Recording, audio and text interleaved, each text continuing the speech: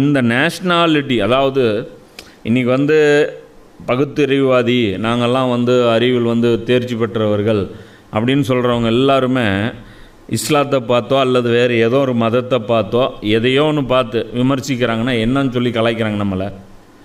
ஏண்டா நீ ஒரு முஸ்லீம் அம்மா அப்பாவுக்கு பிறந்துட்ட, நீ முஸ்லீமாக இருக்கிற, ஏன் இது என்ன பண்ண, நீ உழைச்சி சம்பாரிச்சியா முஸ்லீம் ஆகிறதுக்கு?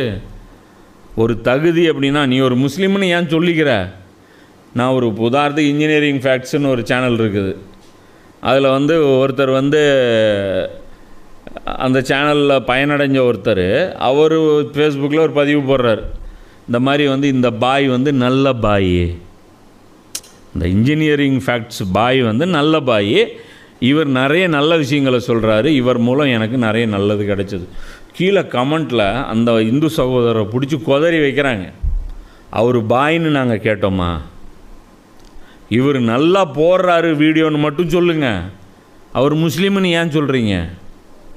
அவர் சொன்னாரா முஸ்லீம்ன்ட்டு? நீங்கள் ஏங்க முஸ்லீம்ன்ட்டு அவரை இது பண்ணுறீங்க? ஏங்க மதத்தை கொண்டு வரீங்க? எப்போ பாரு ஏன் இந்த மதம் ஏன் மதம் ஏன் இப்படி கொண்டு வரீங்கங்கிறாங்க.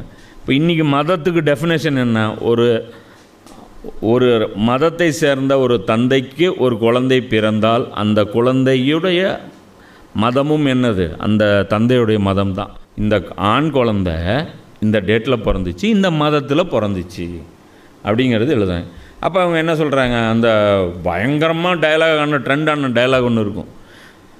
பாலு நாயக்கரை வேலு நாயக்கரை ஏதோ ஒரு இது, அதில் வந்து அந்த வேதம் புதிதுன்னு ஒரு படம், சத்யராஜுடைய படம். அதில் வந்து ஒரு குளிச்சுட்டு எந்திரிச்சு வந்துடுவார். ஒரு சின்ன பையன் குளிச்சுட்டு குளத்துலேருந்து எந்திரிச்சு மேலே வருவான். மேலே வந்தோடனே கேட்பான், வேலுங்கிறது உங்கள் பேர், நாயக்கருங்கிறது நீங்கள் படித்து வாங்கின பட்டமா? ஆனால் கூத்து என்ன தெரியுமா? அந்த பையன் பூணூல் போட்டிருப்பான். என்ன அவன் எந்திரிச்சிட்டு வெளியே வருவான் தலைந்து, நான் குளிச்சுட்டு சுத்தமாயிட்டேன், நீங்கள் எப்போ சுத்தமாக போகிறீங்க? அப்போ இவங்க வைக்கிற ஆர்கியூமெண்ட் என்ன? பிறப்பின் அடிப்படையில் எந்த சிறப்பையும் மனிதர்கள் கற்பிக்கக்கூடாது.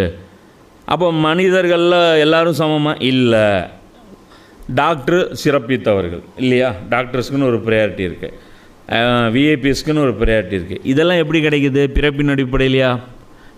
டாக்டருக்கு ஒருத்தன் பிறந்தா டாக்டர் ஆகிட முடியுமா? ஆக முடியாது. இதுக்கு உழைக்கிறாங்க.